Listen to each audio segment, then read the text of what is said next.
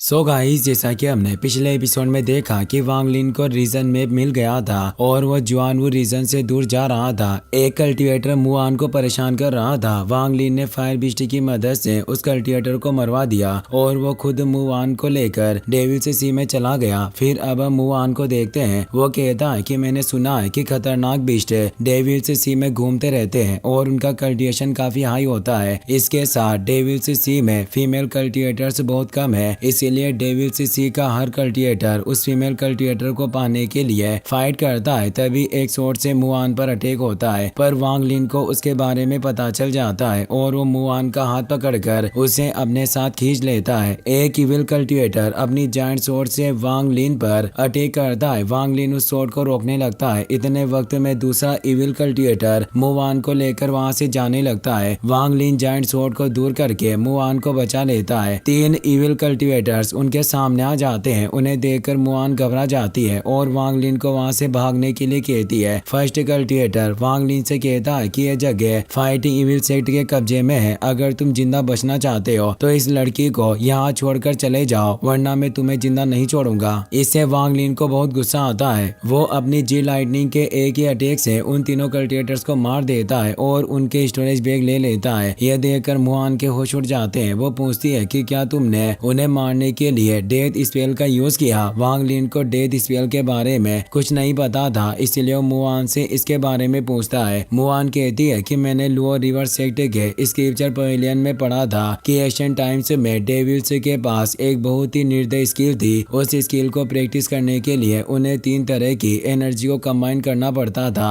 पहली यिन एनर्जी है जो फीमेल का एलिमेंटल यिन होती है। यिन गैदरिंग टेक्निक की मदद से यिन एनर्जी को इकट्ठा किया जाता है। दूसरी डेथ एनर्जी है और तीसरी मर्डर्स एनर्जी है। इन तीनों एनर्जीज को कंबाइन करके बचे हुए लोग इसकी समझ हासिल करेंगे, पर लोगों का कहना है कि डेथ स्पेल को हासिल करना लगभग नामुमकिन है। वांग लिन सोचता है कि भले डेथ स्पेल और जी रियल्म एक जैसी लगती है, पर डेथ स्पेल सिर्फ जी रियल्म की एक नकल है। मैं इस चीज का फायदा उठाकर अपने जी रियल्म को छिपा सकता हूँ। यह सोचकर वो मुआन से कहता है कि हेवन सेपरेटिंग पिल के रिफाइन होने के बाद मैं कोर फॉर्मेशन रियल्म में पहुंच जाऊंगा और तुम्हें यहाँ से जाने दूंगा, लेकिन अगर उससे पहले तुमने कोई भी चालाकी करने की कोशिश की तो मुझे डर है कि मैं तुम्हें जिंदा नहीं छोड़ूंगा। यह कहकर वो आगे बढ़ जाता है। मुआन सोचती है कि मुझे डर है कि यह शख्स डेविल्स सी के दुश्मनों से भी ज्यादा खतरनाक है। बेहतर होगा कि मैं इससे बचकर रहूं, वरना ये मुझे मार देगा। आगे जाकर उन्हें एक केव मिलती है, पर वो केव एक स्टोन गेट से बंद थी। वांग लिन अपनी सोर्स से स्टोन को तोड़ने की कोशिश करता है, पर इससे स्टोन को कोई फर्क नहीं पड़ता। इसलिए वांग लिन बहुत सारी फ्लाइंग शॉट को एक्टिवेट करके स्टोन गेट पर अटैक करने लगता है। यह देखकर मुआन के होश उड़ जाते हैं। वो सोचती है कि मुझे यकीन नहीं हो रहा कि यह अपने कॉन्शियसनेस की मदद से 30 फ्लाइंग शॉट्स को कंट्रोल कर सकता है। ये सच में काफी हैरानी की बात है। वांग लिन अपने फ्लाइंग शॉट की मदद से स्टोन गेट को डिस्ट्रॉय कर देता है और कुछ स्पीड स्टोन्स की मदद से वहाँ एक प्रोटेक्शन एरिया बना देता है। उस एरिया को देखकर मुआन कहती है कि एरिया काफी नॉर्मल है। मुझे डर है कि इसकी मदद से फाउंडेशन एस्टेब्लिशमेंट रियल्म के कल्टिवेटर्स को रोका जा सकता है। वांग लिन कहता है कि मैं कुछ वक्त इस केव में रहकर कल्टिवेशन करने की प्लानिंग बना रहा हूँ। अगर किसी ने यहाँ आकर एरिया को डिस्ट्रॉय कर दिया तो मैं यहाँ से चला जाऊंगा। जहाँ तक तुम्हारी बात है, तुम्हें खुद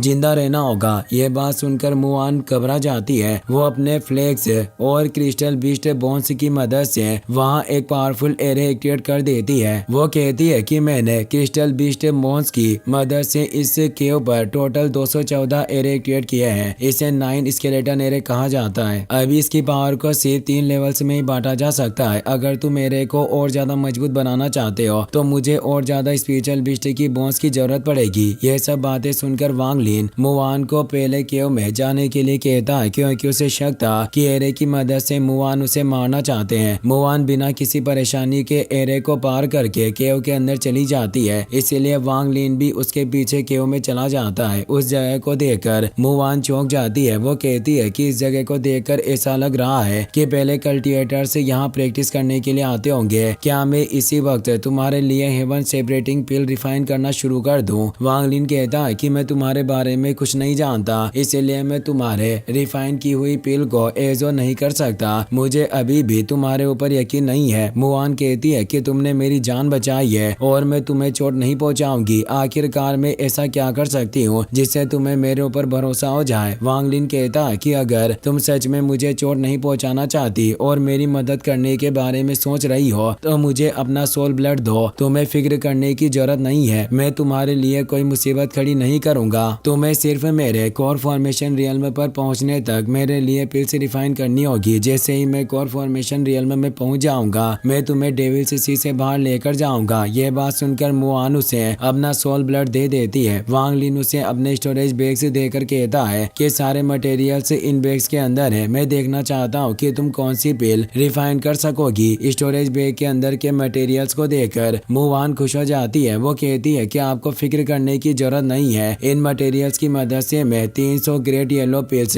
50 पॉइजन वार्डिंग पिल्स और दूसरी कई सारी पिल्स रिफाइन कर सकती हूँ। इसमें डेविल ब्लड वाइन भी है जिसकी मदद से हेवन सेपरेटिंग पिल को रिफाइन किया जाएगा, पर इतनी सारी पिल्स को रिफाइन करने में काफी वक्त लगेगा और मुझे डर है कि 9 स्केलेटन एरे इतने वक्त तक एक्टिवेट नहीं रह पाएगा। वांग लिन कहता है कि तुम्हें फिक्र करने की जरूरत नहीं है, आज मैं बिस्ट बोन्स ढूंढने के लिए जाऊंगा ताकि हम एरे को स्ट्रॉन्ग बना सके। मैं 7 दिनों में वापस आ जाऊंगा। मुआन पूछती है कि हेवन सेपरेटिंग पिल को रिफाइन करने के लिए हाई ग्रेड फर्नेस की जरूरत होती है और मैं अपने फर्नेस की मदद से सिर्फ नॉर्मल पिल से रिफाइन कर सकती हूँ। क्या आप मेरे लिए दूसरा पिल रिफाइनिंग फर्नेस ढूंढ सकते हैं? वांग लिन उसकी बातों पर ध्यान नहीं देता और वहाँ से चला जाता है। आगे जाकर उसे फाइटिंग इविल सेक्ट का स्टूडेंट सांग मुया मिलता है। वो फाउंडेशन सीजिंग ग्रेड मेथड की मदद से अपने साथी को निगलने की कोशिश कर रहा था। उसका साथी कहता है कि अगर मास्टर को तुम्हारे बारे में पता चल गया तो तुम जिंदा नहीं बच सकोगे, इसलिए मैं तुम्हें एक आखिरी मौका दे रहा हूँ। अगर तुम मुझे यहाँ से जाने दोगे तो मैं तुम्हें माफ कर दूंगा। सांग मुया कहता है कि मैं सिर्फ फाइटिंग इविल सेक्ट की पुरानी परंपरा का पालन कर रहा हूँ, मुझे यकीन है कि मास्टर को इसमें कोई परेशानी नहीं होगी। यह कहकर अपनी पॉइजनस सोर्स की मदद से उसे मार देता है। तभी वांग लिन वहाँ जाता है। उसे देखकर सांग मुया घबरा जाता है और उसे रेस्पेक्ट देता है। वांग लिन सांग मुया से बिस्ट बोन्स के बारे में पूछता है, इसीलिए सांग मुया उसे कॉर्प वैली में लेकर जाता है जहाँ बहुत सारी बिस्ट बोन्स थी।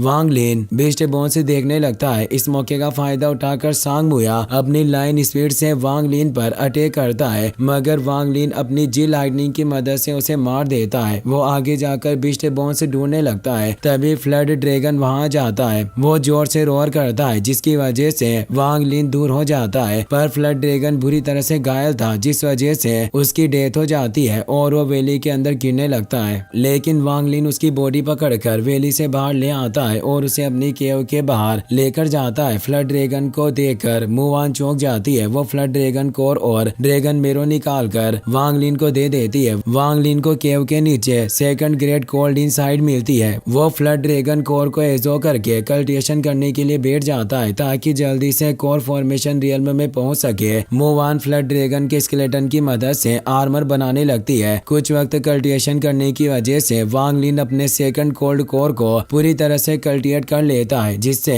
उसकी पावर काफी बढ़ जाती है। वो वांडरिंग सोल के अंदर अपना कॉन्शियसनेस डाल देता है और शुली गुओ उस सोल को निगल जाता है जिससे वांग लिन का कॉन्शियसनेस शुलो गुओ की बॉडी में पहुंच जाता है। इससे वांग लिन खुश हो जाता है। वो सोचता है कि मेरा कॉन्शियसनेस इसकी बॉडी में पहुंच चुका है तो अब ये कहीं नहीं भाग सकता। ये सोचकर वो उसे बाहर जाने लगता है। मुआन उसे रोकर कहती है कि डेविल्स सी बहुत ही ज्यादा खतरनाक है, इसलिए मैंने फ्लड ड्रैगन स्केल्स की मदद से ये आर्मर बनाया है। इसकी मदद से तुम स्ट्रॉन्ग अटैक और पॉइजन से बच सकते हो। वांग लिन आर्मर लेकर उसे देखने लगता है। मुआन कहती है कि अगर तुम्हें अभी भी मेरे ऊपर भरोसा नहीं है और ऐसा लगता है कि मैं कोई चाल चल रही हूँ तो तुम इस आर्मर को केव के बाहर फेंक कर एरे को स्ट्रॉन्ग बना सकते हो। वांग लिन कहता है कि ऐसी बात नहीं है, अभी के लिए मैं इस आर्मर को अपने पास रख रहा हूँ, अगर मुझे कोई गड़बड़ लगी तो तुम जिंदा नहीं बच पाओगी। यह कहकर वो वहाँ से चला जाता है। वांग लिन के आर्मर लेने से मुआन खुश हो जाती है। 3 महीने बाद वांग लिन केव में आकर कल्टिवेशन करने लगता है। उसे सीटूनान की बात याद आती है। उन्होंने कहा था कि underworld ascending aperture art 3 course में बटा हुआ है। जब 3 कोर्स कंबाइन होंगे तो तुम्हें कोर फॉर्मेशन रियल्म में ब्रेक थ्रू करने का मौका मिलेगा और तुम्हारा कोर गोल्डन कोर में बदल जाएगा। ये सब बातें याद करके वांग लिन सोचता है कि मैं अभी भी 3 कोर्स को कंबाइन नहीं कर सकता, पर फिर भी मुझे एक बार कोशिश करनी होगी। ये कहकर अपने 3 कोर्स को कंबाइन करने की कोशिश करता है, लेकिन वो कोर्स को कंबाइन नहीं कर पाता और उसके मुंह से खून आने लगता है, जिसकी वजह से वो बेहोश होकर जमीन पर गिर जाता है। अचानक शुलोगुओ स्वॉर्ड से बाहर आ जाता है और वांग लिन पर अटैक करने के लिए जाता है। इसी के साथ ये एपिसोड यहीं पर खत्म हो जाता है।